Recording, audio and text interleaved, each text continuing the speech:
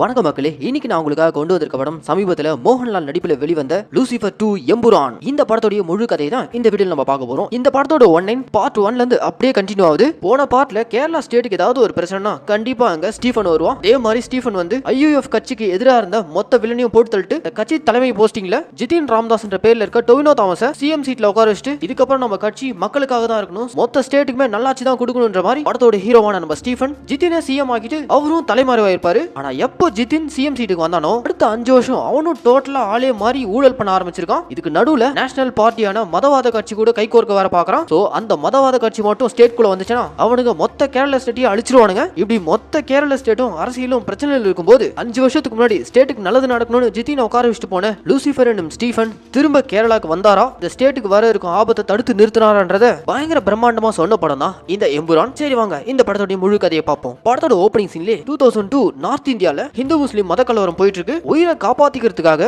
ஒட்டுமொத்த இஸ்லாமிய கிராமம் கிட்டத்தட்ட 50 ல இருந்து 100 பேர் கிட்ட ஹாவேலின்ற ஒரு இடத்துல பதுங்கி இருந்திருக்காங்க. அந்த கிராமத்துல ஒரு உயிர் கூட மிஞ்சிட கூடாதுன்னு பஜரங்கி பால்ராஜ் அண்ட் அவனுடைய தம்பியான முன்னா இவனுக்கு 2 பேரும் அவனுங்க ஆளுங்களோட அந்த கிராமத்துக்குள்ள இறங்கி ஒரு உசுர விடாம அழிக்க ஆரம்பிக்கிறானுங்க. வயசானவங்க, குழந்தைங்க, கர்ப்பிணி பெண்கள் இப்படி ஒருத்தரையும் விட்டு வைக்கல. இந்த கிராமத்துல ஒரு உயிர் கூட தப்பிச்சிட கூடாதுன்றதுல மொத்தமா போட்டு அழிச்சுட்டு இருக்கானுங்க. ஆனா இந்த கூட்டத்துல ஒரே ஒரு சின்ன பையன், அவனை மட்டும் அந்த ஊர்க்காரங்க எல்லாம் சேர்ந்து ஒளிச்சு வச்சிருக்காங்க. மொத்த கிராமத்தையுமே இவங்க சூறையாடுறதுக்கு அப்புறம் கடைசியா ஒரே ஒரு பாட்டி மட்டும் தான் உயிரோட இருக்காங்க. கொடூரமான வில்லனான பஜரங்கி பால்ராஜ் இந்த பாட்டியை மட்டும் உயிரோட விட்டு போக எங்க கிராமத்துல இருக்க எல்லாரையும் கொண்டுட்டு இந்த கிழவியை மட்டும் எதுக்கு உயிரோட விட்டு போற, நீங்க பண்ண அநியாயத்தை அக்கிரமத்தையும் எல்லாத்தையும் ஒருத்தன் பார்த்துட்டு தான் இருக்கான் அப்படின்ற மாதிரி இவங்க தட்ட அங்க இருக்க ஒரு சின்ன கபோர்டுக்குள்ள தான் அந்த சின்ன பையன் ஒளிஞ்சுக்கிட்டு இருக்கான். அவங்க ஒட்டுமொத்த கிராமமே அழியிறத அவன் கண்ணால பார்த்து இருந்திருக்கான். இப்ப இந்த வயசான பாட்டியை மட்டும் உயிரோட விட்டு போலான்னு நினைச்சிருந்த இந்த பஜரங்கி பால்ராஜ் பாட்டி பேசின பேச்சுக்கு போட்டியே இருக்கக்கூடாதுன்ற மாதிரி பாட்டி வயிற்றுலயும் ஒரே சுருவு, அவ்வளவுதான் பாட்டியும் கொண்டுறானுங்க. இப்படி அந்த கம்யூனிட்டியில இருந்த மொத்த பேரையும் கொண்டுட்டு அந்த மொத்த ஊரியுமே எரிச்சிட்டு பஜரங்கி பால்ராஜ் அவன் ஆளுங்களை கூட்டிட்டு கிளம்பிடுறான். அவனுங்க போனதும் அதுல இருந்து உயிர் பொழைச்ச அந்த சின்ன பையன் அவன் கண்ணு முன்னாடி அவன் சொந்தம் பந்தம் நண்பர்கள் ஒருத்தர் விடாம எல்லாரும் செத்து எரிஞ்சுக்கிட்டு இருக்கிறத பார்த்து அவன் கண்ணுக்குள்ள அவ்வளவு ஒரு ரிவெஞ்ச். அவன் கிராமத்தையே சூறையாடின அந்த பஜரங்கி பால்ராஜ் அண்ட் அவன் தம்பியான முன்னா அவங்க 2 பேரையும் கொல்லாம விடவே கூடாதுன்னு அந்த வயசுல அந்த சின்ன பையன் தன்னுடைய வாழ்நாள் லட்சியமாவே அதை எடுத்துக்கிறான். இப்படி ஒரு சின்ன பையனுடைய ரிவெஞ்ச் மூடோட இந்த படம் ஸ்டார்ட் ஆக அப்படியே கட் பண்ணி இப்ப கரண்ட்ல கேரளா ஸ்டேட்ல இருக்க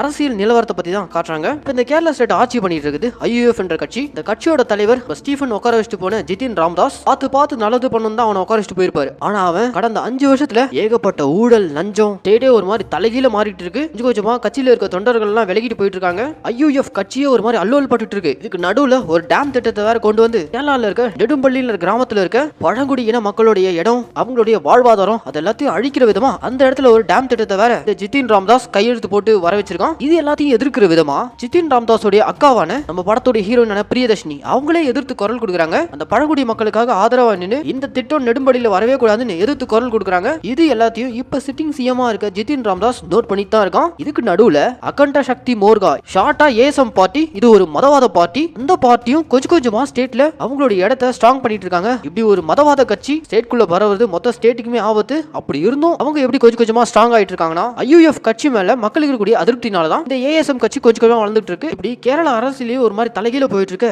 இந்த நிலையில படத்தோட ஹீரோயினான நம்ம பிரியதர்ஷினி இப்போ சிட்டிங் சிஎம்மா இருக்க அவருடைய தம்பியான ஜிதின் ரமேஷை சந்திக்க போயிருக்காங்க. அப்படியே அவனை நேர்ல சந்திச்சு நம்ம கட்சியை நம்ம அப்பா மக்களுக்காக தான் ஆரம்பிச்சாரு, மக்களுக்கு நல்லது பண்ணணும்னு பார்த்து பண்ணிட்டு இருந்தாரு. அவரு போனதுக்கு அப்புறம் அவருடைய இடத்துக்கு அவருடைய பையனான உன்னை எதுக்காக ஸ்டீஃபன் விட்டு போனார்னா, நீயும் நம்ம அப்பா பிகேஆர் மாதிரி மக்களுக்கு நல்லது மட்டும் தான் பண்ணுவன்ற நம்பிக்கையில தான் ஸ்டீஃபன் உன்னை கட்சிக்கு தலைவராக்கி சிஎம்மா உட்காரச்சிட்டு போனாரு. ஆனா நீ இப்ப பண்ணிட்டு இருக்கிறது எதுவுமே சரியில்லை, மொத்தமா திருத்திக்கோ இல்லனா ஸ்டீஃபன் வர வேண்டியதா இருக்கும் அப்படின்ற மாதிரிலாம் நம்ம ஹீரோயின் அவங்க தம்பிக்கு வார்ன் பண்றாங்க. ஆனா அப்பவும் ஜிதின் கேக்குற மாதிரி இல்ல, அக்கா நான் இப்ப சிஎம், நான் என்ன பண்ணும் என்ன முடிவு எடுக்கணும் எல்லாம் எனக்கு தெரியும், யாரும் எனக்கு அட்வைஸ் கொடுக்குவானா, நாளைக்கு பொதுக்குழுல ரொம்ப ஒரு முக்கியமான முடிவை நான் எடுக்க போறேன், அதுக்கு நீங்க யாரும் இடையூறா இருக்கக்கூடாது, என்னை எதிர்த்து கேள்வியும் கேட்க கூடாது அப்படின்ற மாதிரிலாம் இந்த ஜிதின் அக்கா கிட்டே மிரட்டலா பேசிட்டு போக அடுத்த நாள் பொதுக்குழுல ஜிதின் என்ன பண்ண போறான் என்ன பேச போறான்னு சொல்லிட்டு மொத்த கூட்டமும் ஜிதினுடைய ஸ்பீச்சுக்காக காத்துட்டு இருக்கும்போது அங்க ஒரு பெரிய ட்விஸ்ட் கொடுப்பானா. கடந்த 5 வருஷமா ஐயூஎஃப் கட்சிக்கு தலைமையா இருந்து நம்ம ஸ்டேட்டை முன்னேற்ற விதமா புது திட்டங்களை கொண்டு வந்து அடுத்த கட்டத்துக்கு கொண்டு போலான்னு நினைக்கிறேன். ஆனா இந்த கட்சியில் இருக்கவங்க யாரும் எனக்கு ஒத்துழைக்கிற மாதிரி தெரியல. அதனால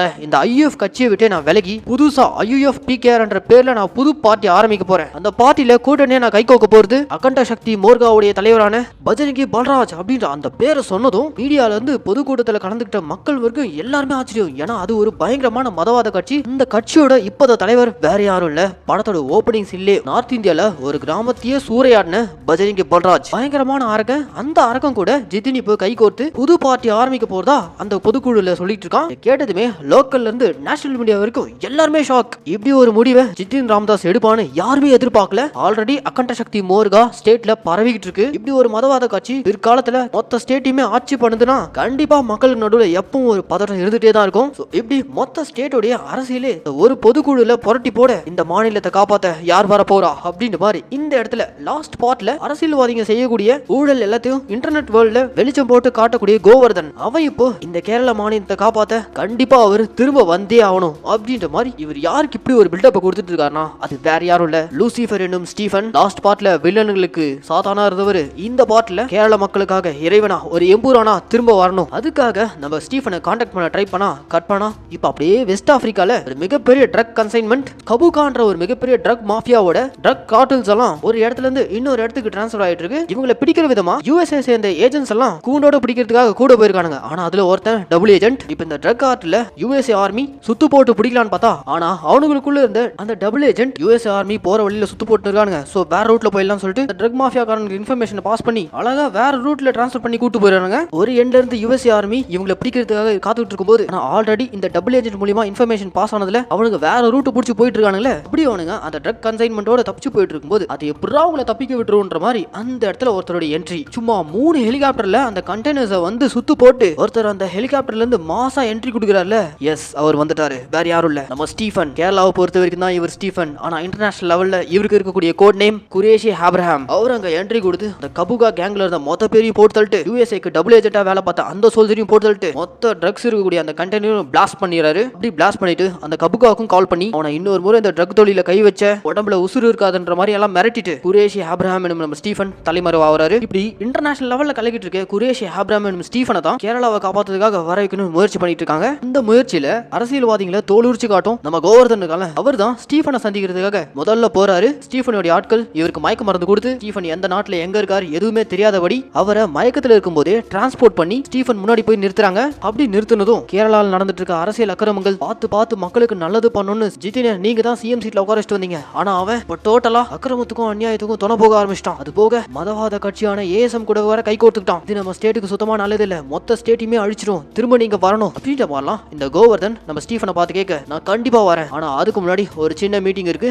அதை முடிச்சுட்டு நான் வரேன் அப்படின்ற மாதிரிலாம் நம்ம ஸ்டீஃபன் சொல்ல அந்த இடத்துல நம்ம கோவர்தன் நீங்க வருவீன்னு எனக்கு தெரியும், ஆனா நீங்க யாரு? நீங்க உண்மையிலே வெறும் சாதாரண ஸ்டீஃபனா இல்ல அதுக்கு பின்னாடி உண்மை ஏதாவது ஒளிஞ்சிருக்கா? நீங்க யாரு? உண்மையை சொல்லுங்க அப்படின்ற மாதிரிலாம் கோவர்தன் கேட்க இவருடைய உண்மையான அடையாளமான குரேஷி ஆப்ரஹாம் அதை அவர்கிட்ட ரிவீல் பண்ணிக்காம நீங்க எனக்கு வெச்ச பேரான ஹிந்துக்களுக்கு ராவணனாவும் இஸ்லாமியர்களுக்கு இப்லீஸாவும் கிறிஸ்டியன்ஸ்க்கு லூசிஃபர் அப்படின்ற மாதிரி அதை மட்டும் சொல்லிட்டு அங்க இருந்து கிளம்பி அவருடைய அந்த முக்கியமான மீட்டிங்க்கு போயிருக்காரு. அந்த மீட்டிங் இப்போ ஈராக்ல ஒரு பாடடிச்சு போன பழைய சர்ச்சுக்குள்ள நடக்குது. இந்த மீட்டிங் யார் கூடனா வெஸ்ட் ஆப்பிரிக்கால ஒரு மிகப்பெரிய ட்ரக் கார்ட்லயே நம்ம ஹீரோ பிளாஸ்ட் பண்ணார்ல அந்த கார்ட்டலுக்கு சொந்தக்காரனான கபுகா அவன் கூட தான் நம்ம ஹீரோக்கு இன்னைக்கு மீட்டிங் இருக்கு. ஹீரோவும் கபுகாவும் இப்படி ஒரு சீக்ரெட் மீட்டிங் இருக்குன்ற விஷயம் யுஎஸ் ஆர்மிக்கு தெரிய வந்து அவங்களும் அந்த பழைய சர்ச்சை சுத்து போடுறாங்க. டைம் பார்த்து உள்ள இறங்கி இவங்க 2 பேரையும் பிடிக்கிறது தான் இவங்களுடைய பிளானா இருக்கு. ஆனா உள்ளுக்குள்ள நடக்கிறதே வேற. இப்ப கபுகா எதுக்காக நம்ம ஹீரோவை மீட் பண்ண வர சொல்லிருக்காருனா இன்டர்நேஷனல் லெவல்ல கோல்ட் அண்ட் டைமண்ட்ஸ் மொத்த டீலையும் நீ பாத்துக்கிற, அதே மாதிரி வெப்பன் டீலிங் நார்காட்டிக்ஸ் மொத்தம் நான் பாத்துக்கிறேன், நம்ம 2 பேருக்குள்ளே ஒரு நல்ல அண்டர்ஸ்டாண்டிங் இருந்துச்சு, தேவையில்லாம எதுக்கு என்னுடைய பொருளை கை வைக்கிற அப்படின்ற மாதிரி கபுகா கேட்க அங்க நம்ம ஹீரோ நம்ம 2 பேருக்குள்ளயும் எந்த ஒரு அண்டர்ஸ்டாண்டிங் இல்ல, நீ பண்ற அந்த ட்ரக் பிசினஸ் அதை அப்படியே அடியோடு விட்டுரு, இல்லனா எப்ப வெளியே வந்தாலும் அதே மாதிரி கண்டெய்னர் பிளாஸ்ட் ஆகும், உன்னால என்ன தடுக்க முடியாது அப்படின்ற மாதிரி ஹீரோ பேசிட்டு இருக்கும்போதே கபுகா நம்ம ஹீரோ பார்த்து ஆப்ரஹாம் இது ஏன் இடம் தொக்கா வந்து இப்படி மாட்டிக்கிட்டேன்ட்டு தப்புனிப்பா அந்த பில்டிங்ல வந்து ஒரு பிளாஸ்ட், அவ்வளவுதான் உள்ள இருந்து எல்லாரும் வெடிச்சு செதறானுங்க. இவங்களை பிடிக்கிறதுக்கு போன யுஎஸ் ஆர்மி உள்ளுக்குள்ள போய் பார்த்தா மொத்த பேரும் செத்து கிடறாங்க. ஸ்டீஃபன் எனும் குரேஷி ஆப்ரஹாம் அவர் போட்டு இருந்த ரிங் அங்க கீழே விழுந்து கிடக்கு, மொத்த பாடியும் செதறி போச்சு. இன்டர்நேஷனல் லெவல்ல இப்போ நியூஸ் என்னன்னா ஸ்டீஃபன் எனும் குரேஷி ஆப்ரஹாம் இறந்துட்டாரு. அவ்வளவுதான் இந்த ஃபிளாஷ் நியூஸ் கேரளாலையும் ஒலிக்குது, மொத்த ஊரே ஸ்தம்பிச்சு போகுது. நம்ம ஸ்டேட்டை காப்பாத்த ஒரு எம்பூரானா ஸ்டீஃபன் திரும்ப வருவார்னு நினைச்சிட்டு இருந்தா இப்படி ஒரு ஷாக்கிங்கான நியூஸ். இந்த நியூஸை கேட்டதும் நம்ம ஹீரோயின் பிரியதர்ஷினி அதிர்ந்து போயிறாங்க. ஆனா எதிரிங்களுக்கு இருந்த ஒரு குடைச்சல் கொடுக்கணும் போய் சேர்ந்துட்டான்ற மாதிரியான ஒரு பெருமூச்சு, அதுலயும் குறிப்பா ஜிதின் ராம்தாஸ்க்கு. ஏன்னா அவனுக்கு நல்லாவே தெரியும் ஸ்டீஃபன் வந்தார்னா கண்டிப்பா இவன் ஆட்சி கவிழும், மொத்தத்தையும் அவர் மாத்திடுவாரு.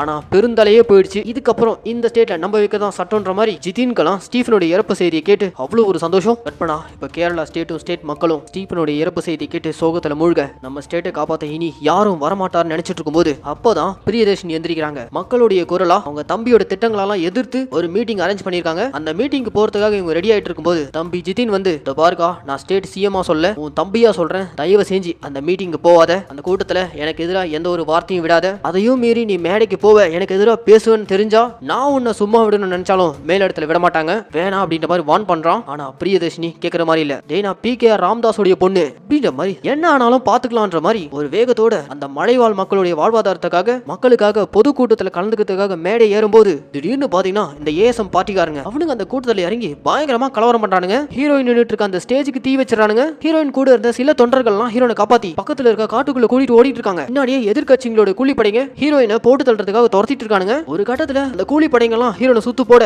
போச்சுடா அவ்வளவுதான் நம்ம கதை முடிஞ்சுன்ற மாதிரி அவங்களும் டோட்டலா சரண்டர் ஆகும்போது தான் அப்ப அவங்கள வெட்ட வந்தவங்கள சர மாதிரியா காட்டுக்குள்ள இருந்து யாரோ ஷூட் பண்றாங்க. யாருன்னு பார்த்தா திடீர்னு வானத்துல இருந்து ஒரு மின்னல் அடிச்சு அந்த காட்டுக்குள்ள இருந்த ஒரு மரம் எரிஞ்சிட்டு இருக்கும்போது அந்த நெருப்போடைய வெளிச்சத்துல ஒருத்தருடைய உருவம் தெரியுது. அது வேற யாரும் இல்ல, நம்ம லூசிஃபர் என்னும் ஸ்டீஃபன். எஸ், நம்ம ஹீரோ இன்னும் சாகல. அவர் ஆக்சுவலா லாஸ்டா நடந்த அந்த கபுகா மீட்டிங்ல தான் செத்த மாதிரி ஒரு ஆக்டிங்க போட்டு அங்க இருந்து அந்த கபுகா அவங்க ஆளுங்க எல்லாரையும் போட்டு தள்ளிட்டு அங்க இருந்து ஸ்டீஃபனை தப்பிக்க வச்சதே. அப்ப அந்த இடத்துக்குள்ள சும்மா மாஸ் என்ட்ரி கொடுத்த படத்தோட டைரக்டரான பிருத்திவிராஜ் லாஸ்ட் பார்ட்லயே சையுதுன்ற பேர்ல லெவல்ல ஒரு மிகப்பெரிய கூலிப்படைக்காரனா இருந்திருப்பான். சோ அவன் தான் லாஸ்ட் மினிட்ல கபுகாவை போட்டு தள்ளிட்டு ஹீரோ ஸ்டீஃபனையும் காப்பாத்தி இன்டர்நேஷனல் லெவல்ல அவர் செத்த மாதிரி ஆக்டிங் போற விதமா அவருடைய மோதிரத்தை கழட்டி போட்டு அங்க இருந்து நம்ம ஸ்டீஃபனை காப்பாத்தி கூட்டு வந்திருப்பான். சோ ஸ்டீஃபன் இன்னும் சாகல, அவர் கேரளாக்கு வந்துட்டாரு. ஹீரோயினை போட்டு தள்ள வந்த எதிர்கட்சி கூலிப்படைக்காரங்களை ஒருத்தர் விடாம மொத்தமா போட்டு தள்ளிட்டு ஹீரோயினையும் காப்பாத்திட்டு இதுக்கப்புறம் நான் சொல்றதை மட்டும் பார்ட்டியில போய் பேசு, எப்போ உனக்கு துணையா நான் நிப்பேன், ஜிதினுக்கு சொன்னதான் உனக்கு சொல்றேன், மக்களுக்கான ஆட்சி உன்கிட்ட இருந்து வரணும், நீதான் இப்போ அடுத்த IUF கட்சிக்கு தலைவி ஆகணும் அப்படின்ற மாதிரிலாம் ஹீரோயின் கிட்ட சொல்லிட்டு போயிடுவாரு. அதே மாதிரி தோண்டு போன மொத்த IUF கட்சிக்கு திரும்ப உயிர் கொடுக்கிற விதமா நம்ம ஹீரோயின் அந்த கட்சிக்கு என்ட்ரி கொடுத்து இனி இந்த IUF கட்சிக்கு நான் தான் தலைவி, இனி எல்லாத்தையும் நான் தான் முடிவு பண்ணுவேன் அப்படின்ற மாதிரி அவங்க தலைமை பதவிக்கு போறாங்க. இப்படி நம்ம ஹீரோயின் ஒரு பயங்கரமான டிரான்ஸ்ஃபர்மேஷன் கொடுக்க மொத்த கட்சிக்குமே ஒரு பவர்ஃபுல்லான லீடர் கிடைச்சிட்டாங்கன்ற சந்தோஷத்துல இருக்கும்போது